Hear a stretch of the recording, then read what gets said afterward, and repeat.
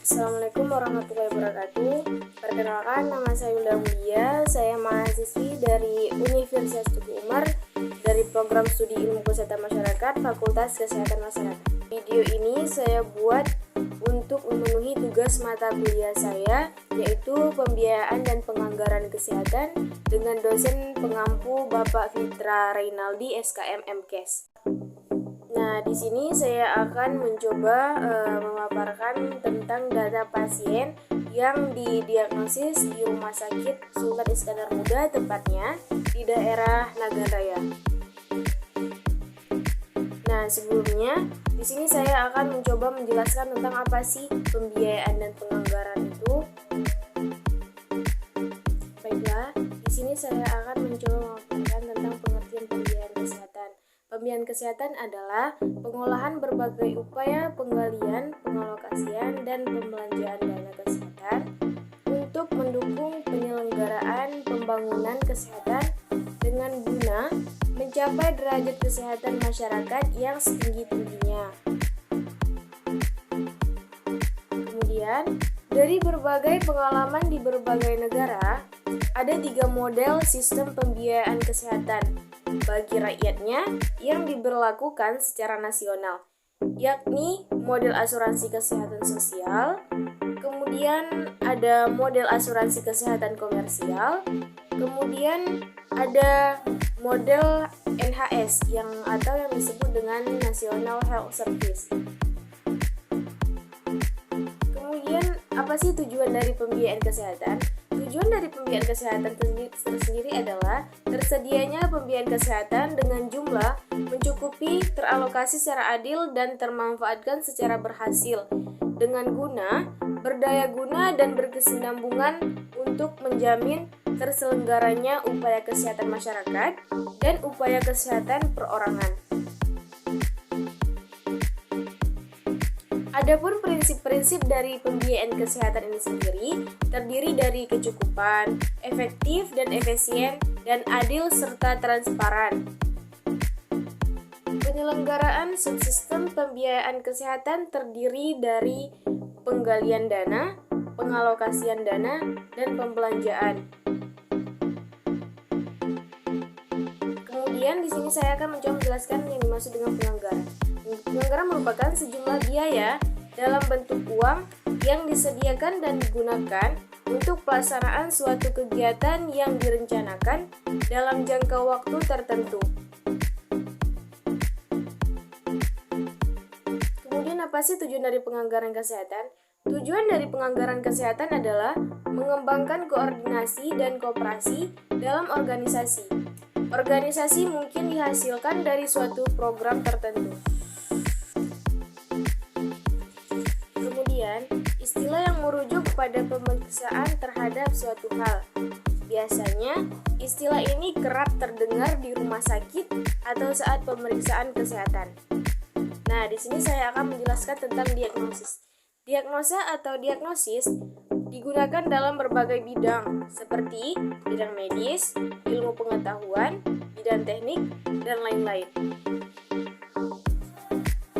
Diagnosis memang seringkali digunakan dalam dunia medis. Dalam hal ini, diagnosis medis memiliki makna penentuan kondisi kesehatan seseorang sebagai dasar pengambilan keputusan medis. Nah, diagnosis ini sendiri dilakukan untuk mengenali gejala suatu kondisi dan perbedaannya dengan penyakit lain. Dalam pengertian lain, diagnosis adalah identifikasi mengenai sesuatu. Istilah ini tidak hanya digunakan dalam dunia medis, namun juga seringkali dipakai dalam ilmu pengetahuan lainnya. Penggunaan istilah diagnosis dalam sosiologi memiliki makna pemeriksaan terhadap suatu hal. Diagnosis atau diagnosa adalah istilah yang sangat erat kaitannya dengan dunia medis. Adapun diagnosis medis seringkali disingkat dengan DX atau DS adalah penentuan kondisi kesehatan yang sedang dialami oleh seseorang sebagai dasar pengambilan keputusan medis untuk prognosis dan pengobatan. Nah, diagnosis dan diagnosa sendiri adalah tindakan yang dilakukan untuk menjelaskan gejala dan tanda klinis yang dialami oleh seorang pasien, serta membedakannya dengan kondisi lain yang serupa. Penegakan diagnosis diawali dengan mengumpulkan informasi melalui anamnesis atau pemeriksaan riwayat kesehatan, yang kemudian dilanjutkan dengan pemeriksaan fisik terhadap pasien. Pemeriksaan lanjutan seperti pencitraan diagnostik dengan sinar X, ultrasonok, atau pengujian laboratorium seperti pemeriksaan darah dan urin juga kerap kali digunakan selama proses diagnosis. Diagnosis adalah istilah juga yang sering digunakan dalam medis. Ketika seorang dokter memberitahukan pasien tentang apa yang menyebabkannya sakit, dokter sedang memberi diagnosis. Itu sebagai contoh simpel. Dokter biasanya mengajukan pertanyaan, memeriksakan gejala, dan kemudian mengidentifikasi apa yang membuat pasien sakit. Nah, diagnosis juga dapat membantu dalam proses yang akan memahami kondisi dan penyakit seseorang. Dalam kesehatan, diagnosis adalah proses yang dilakukan oleh dokter atau ahli lainnya. Biasanya, informasi yang dibutuhkan dalam diagnosis adalah pemeriksaan fisik dan eksplorasi riwayat kesehatan pasien. Diagnosis juga merupakan komponen utama dari prosedur kunjungan dokter. Diagnosis prosedur yang tidak boleh dilakukan sembarangan. Hanya dokter dan layanan kesehatan yang bisa memberikan diagnosis. Melakukan self-diagnosis adalah salah satu kesalahan fatal dalam kesehatan. Prosedur diagnostis dapat dilakukan oleh berbagai profesional kesehatan, seperti misalkannya dokter, fisioterapis, dokter gigi, praktisi perawat, ilmuwan kesehatan, atau asisten dokter. Gejala medis adalah cara pasien menggambarkan penyakit mereka, misal sakit kepala, nyeri sendi, atau mata kabur. Namun, banyak gejala medis yang tidak spesifik. Misalnya, seseorang yang menderita penyakit jantung dan orang lain yang menderita penyakit paru-paru mungkin mengeluhkan nyeri dada. Diagnosis medis memungkinkan seseorang profesional medis untuk memetakan daftar gejala dan kemungkinan membandingkannya dengan data lain. Kemudian mendapatkan hasil penentuan penyakit atau kondisi apa yang diderita oleh pasien tersebut.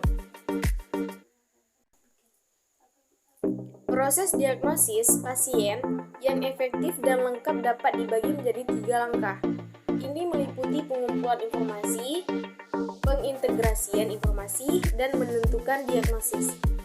Pengumpulan informasi merupakan tahapan ini meliputi pengkajian riwayat kesehatan pasien, pencatatan keluhan utama, kemudian periode observasi dan pemeriksaan fisik. Kemudian yang kedua, mengintegrasikan informasi. Proses ini berkisar pada penggabungan informasi yang dipelajari dari pasien dan riwayat medis dengan data yang diperoleh dari pengujian diagnostik teknologi. Misalnya pasien mengeluh nyeri dada, kemudian tes menunjukkan katup jantung tersumbat. Ini menentukan langkah terakhir adalah menerapkan pengintegrasian dengan pengetahuan.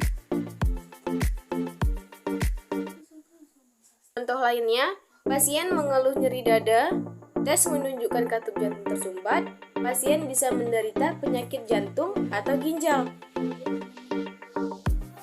Seorang profesional medis kemudian akan merencanakan pilihan perawatan yang paling efektif.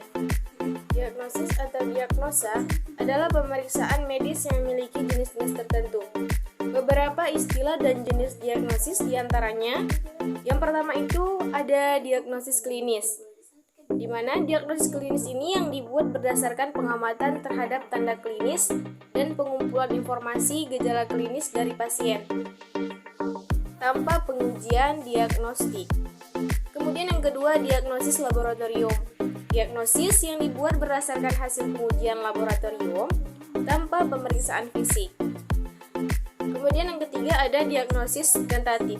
Diagnosis awal yang dibuat sementara dan masih dapat berubah berdasarkan hasil pemeriksaan lebih lanjut.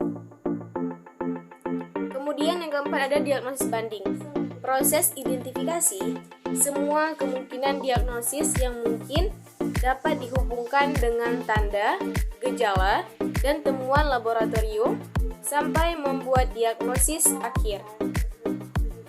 Kemudian, baik, sekian pemaparan materi dari saya tentang pembiayaan dan penganggaran kesehatan serta diagnosis. Semoga bermanfaat dan wassalamualaikum warahmatullahi wabarakatuh.